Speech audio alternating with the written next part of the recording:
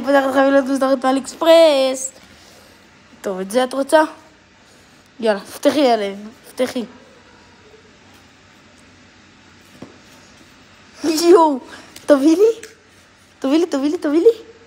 יש פה אייפון. זה אייפון שהזמנתי, אבל מה זה, למה הוא הגיע עם בועות? חברים, הוא הגיע עם בועות, ובואו נראה את המאחורה, עם אומייגאד, הצדדים, טרופ דינמייק, חברים. צדדים, כמו של אפל, כמו שאני אוהב אותם. המאחורה שלו שבור. הוא מרוסק, מאחורה כנראה בטיסה קרה לו משהו.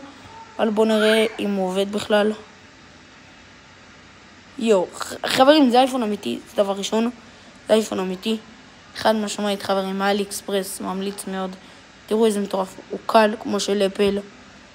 תראו את היופי שלו כמו של אפל, חברים. רק אפל יודעים ככה.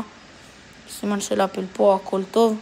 הללי, את אוהבת את האייפון?